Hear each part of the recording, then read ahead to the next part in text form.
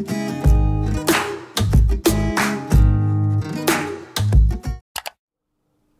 guys, it's your girl Aisha, aka Geek XX Chic, and I am here with the very first review to the very first episode of Black Lightning. This episode was called Resurrection, and wow, what a great introduction to a brand new show, especially one that follows The Flash, which is the CW's biggest moneymaker as far as the DC shows go. So, good call. Good call on the show, good call on the placement after The Flash. Just reading some articles that said that Black Lightning actually has the highest premiere, highest watch premiere of a DC show, I think, ever. So that's amazing. That is awesome. I mean, people were really excited about The Flash, and people were really excited about Supergirl, but like, I mean, Supergirl, of course, was already in another network, but that's awesome that a show that is about a black superhero family premiered with super high ratings. That's amazing. So good job, viewing audience, for tuning in, watching this show live, making sure you're contributing to those ratings and letting these people know at the CW and all these other networks, just like we did with the pre-sales of Black Panther, baby, that yes, people of color can be stars in shows, and people will still show up and and spend their hard-earned cash. We are dying to throw our money at this stuff. Just give it to us. If you make it, we will come. So, wow, this was so good. This was so good. I love it because, you know, the show had a really good amount of pacing with action, but it wasn't to the point where they didn't help to start, like, to set groundwork. And that's always so hard when you're starting a brand new show. You need to let the audience know about the characters. You need to give them a little bit of a lay of the land. They need a little bit of history and a little bit of storytelling to make sure that we have our bearings where the show is concerned. But you don't want to bore people with too much of that, especially in the first episode. You want to grip people. You want them to have their eyes glued to the screen and be dying to see more. And I think Black Lightning did that perfectly. They balanced the storytelling with a good amount of action and a lot of questions about what comes next. And so that is the perfect mix. And wow, let's get into some of the highlights of the episode. Jen's friends, I know this is a little one. You know when you got those girls who have them friends you need to worry about? Yeah, any friends that encourage you to lie to your family to sneak out, these are not your friends, okay? These are not your friends. I mean, I get Jen keeping the fact that she was gonna go to a club from her dad, right? No one ever tells your parents, especially when you're underage, that you wanna do something you're not supposed to do like that. But lying to her sister, you know, it's just one of those things when you have a friend that's like, yeah, no, you shouldn't tell anybody where you're going. And I know it's a teen thing. Don't get me wrong. I was a teenager. I get it. We all do stupid things. But it's just one of those things where, especially where she was going, of all places, she was going to a club that's run by gangbangers.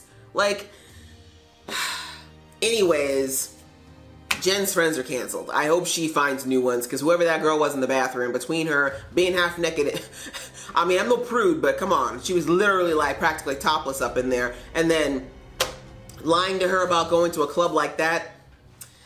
But anyways, that's just a little side nitpick note. Jen needs new friends. Jen also, it's going to be interesting to see how Jen's character kind of develops, because I like how Black Lightning's kids so far seem to be kind of representing two sides of his personality, which is really, really great. We've got, you know, the younger one, Jen, who's like, she's the party animal. She's the one who wants to go out and kind of just do things, and she's a little bit brash and sassy. But she's smart and she's athletic as well. So she's kind of like the younger version of how he apparently was. We don't know much about his younger parts, but that's what everyone keeps saying. And he seems to be able to identify with that kind of saucy side of her, if you will. Then we have his older daughter, who, I'm sorry, her name just slipped. I keep thinking of Harriet, and that's not her name. Where she's more like the man he's become now, where he's a little bit more like looking at the big picture and how to be a change in the community. I mean, she's got the activist in her, of course, which is a good thing, but at the same time, she's a little bit more relaxed, and, you know, she's a little smarter about, you know, looking like, you know, you look at the older daughter, and you know that when she was 17, she would not have gone to Club 100, because she would have realized, I'm going to a club full of gangsters, even though I want to have a good time, like, that's probably not going to end well. So So, still really cool to see how these two girls kind of, like I said, are two sides of kind of his personality. And I think that that's going to bring out, it's going to be a great way through them to bring out more of Black Lightning's character and the kind of man he is outside of just being the kick-ass vigilante. And also I think it's going to also foster how the girls are going to go as they join the superhero ranks as well, or at least the ranks of people with powers. Can we just take a minute to appreciate all the melanin greatness of this show? Like, there's so many Black people. They were on the TV, they were in the streets, they were in the stars, they were in the clubs. Like, listen, typically the only time you ever see a show that has that many Black people just living their day-to-day lives, it's got to be on BET. It's on BET or it's a Wayans Brothers production. Like, you do not often see that in mainstream television, right? If you ever even see a show that has Black people, it's like there's maybe that family, but then everybody else is usually Caucasian or at least on the lighter side of the color spectrum. This show is Black. Like, this show put the Black in Black Lightning.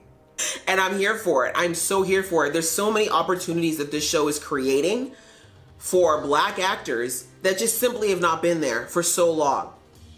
And I love it. I love it. I love that they're on the TV. I love that they're in the police service. I love seeing them in the school. I mean, we saw other people, of course, as well, but that's always been something that's always bothered me about American television, and Canadian too, not just like about anything kind of westernized. It never is an accurate reflection of what a lot of these neighborhoods look like. And I mean, obviously the town that they're from is not real, but you get the sense that this town is a Black town, and that happens. In the States, you have certain cities, especially certain communities, that are more predominantly of one type of ethnicity. And it might be Black, it might be Latino, it might be Asian, but in this case, it's a Black community. And I'm glad that the Black community is being represented with Black people. And I'm glad the show took the time to really get that casting call open and get those people involved and have them everywhere. I mean, and then they were in Atlanta. That's another thing that's great, is that they filmed this show in Atlanta, and so there is no shortage of Black extras that they can take advantage of. I'm talking to you, Walking Dead. Some of the deeper things that were touched on in this episode, there's quite a few of them. I got a little heated in the beginning because it was a little real. Like, not even a little, it was very real. It was very real on touching on the tropes that, first of all, are presented on television almost constantly with Black people, but just also in the Black community that I feel like the mainstream needs to see more of, but from a Black perspective. So to take an example, just like how he got pulled over, right?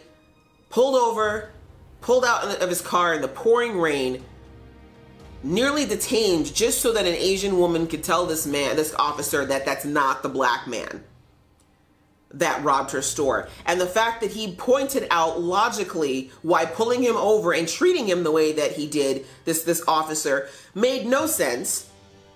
Like he said, did she say that he was dressed in a three-piece suit, driving a nice car with two young, well-dressed women in the car? Like, is that what your perp looked like? Because $50 says even if he was Black, I don't know that many people who rob stores in a three-piece suit. And like, he brings that all out, and all the cop can do is laugh and be like, basically, just be lucky I didn't shoot you. And I mean, that is so real. And I mean, I applaud the CW for taking that on realistically, because look, I've seen so many crime shows that try to skirt around the issues that are happening in America and have been most predominantly in the last few years with police brutality, particularly against African American men. And it takes a lot of balls for them, because you know not everybody who's working on the show is Black. We've got white producers and writers and stuff as well. And for them to be honest and be like, we're going to honestly depict the attitude that's being shown by these people in authority towards people of color, particularly Black people, that's ballsy. And I'm glad that they're putting it out there and that they're not trying to shy away from it. And they're just showing the reality of how it is on that side of the story.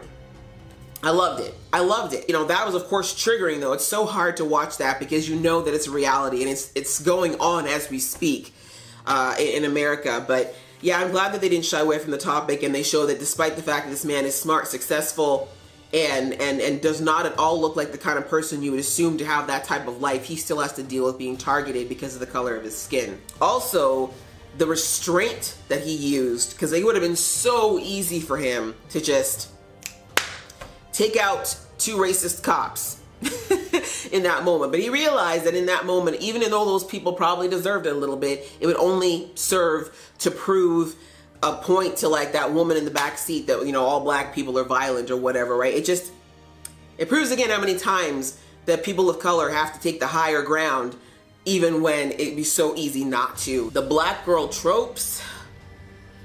Ooh.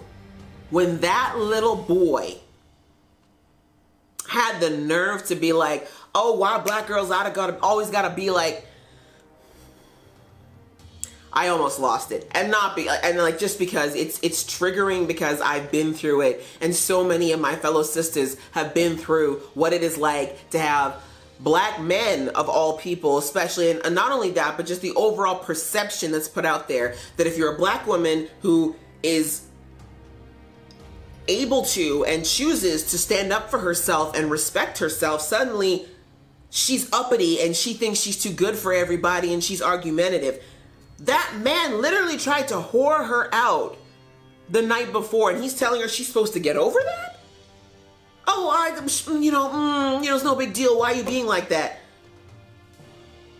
And the sad reality is that's not even like, that wasn't even for TV. There are men out there that are that twisted when it comes to women in general, but the fact that they expect that black women are supposed to just sit back and take this stuff and feel lucky just because you're gangbanging and you got some money. Like, oh my gosh, it was so triggering, but it's so real. It's so real. And I'm glad that the show had these girls. I love, and this is one thing I think I'm going to really love about this show, and I hope it continues, the positive spin it's putting on black women. I hope this show is really, really a beacon of showing black women as strong, intelligent, capable women, and that it's not, and it shouldn't be associated with them being a stereotype. You know, and I hope that they can break down some of the barriers around thinking that a woman who's, again, strong and educated and opinionated and able to stand up for herself does not equal that she's a bitch or that she's uppity or that she's, you know, difficult, because that's just not true. She's just a woman who knows her worth and knows her rights and knows her boundaries, and she's enforcing them. That just got me a little triggered, but I'm glad, again, that the show kind of is already tackling some of this stuff. And I feel like it's not the last time we're going to see things like this, but I love it. I love that they tackled it, and I think they tackled it in a way that puts it out there. I mean, they didn't really get into a whole thing about that, but I mean, the fact that they brought it up shows that there are, first of all, that there are black writers in that room, and second of all, that it's something that will probably be touched on as the show goes on in some way or another. So I'm looking forward to that. I also love that the show touched on something that a lot of these vigilante shows didn't really touch on until the second or third season, which is that the ultimate price for being a vigilante is typically your family. It's your personal connections. We just saw this with The Flash. For those of you who watch The Flash, Barry talking to Iris about why she can't come clean about the fact that he is the Flash, because it's going to cost him more than just, you know, them running forever, but all of his friends and family members, anyone who's associated with him, are going to become targets because of that association. And we see with Black Lightning, which is the nice thing, is that with Arrow and with The Flash, we kind of saw them in their origin stories, right? They're just experiencing these things for the first time. Whereas with Black Lightning, he's been there, done that. He's a little bit of a seasoned veteran at this whole thing. And so because of that, he's already kind of gone through the worst of it. And he's paid the ultimate price in losing his wife as far as their marriage and potentially the love of his life there, and trying to, you know, be a good father to his kids. So I like that they kind of got into that right away, and we're going to get to see him kind of see how he's going to balance this coming back, this resurrection to his life of being a superhero again. And then, like, obviously, I cannot wait until both the girls come into their powers and watching, like, superhero boot camp happen. Like, come on. Like, I'm so excited to see how these girls, especially with their personalities, are going to react to having their powers and how it's all going to complement together. Like, I'm so ready for the team up already, guys. And I'm in. I'm strapped in for this ride. It looks so good.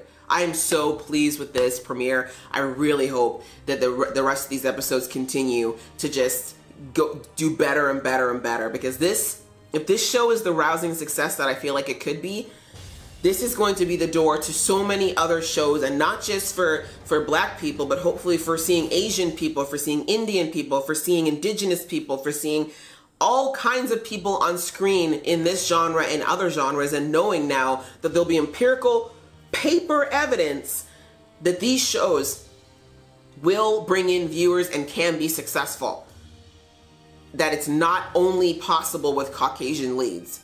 So I'm excited, guys. That was great. I give the premiere an A+, and I am definitely looking forward to next week. What did you guys think of this premiere? Are you in? Are you in like Flynn? Is this one of the best new shows that you've seen in a while? Or do you feel like, you know, I had higher expectations? And are you one of those people who are going to complain about his suit, because there was a lot of that beforehand? I thought it was cool. Leave your comments below. You know I love to read those comments and get involved in the conversation with you guys. If you like this video, guys, I hope that you click like, and if you want to see more from this geeky face, please click subscribe. Until next time, see ya!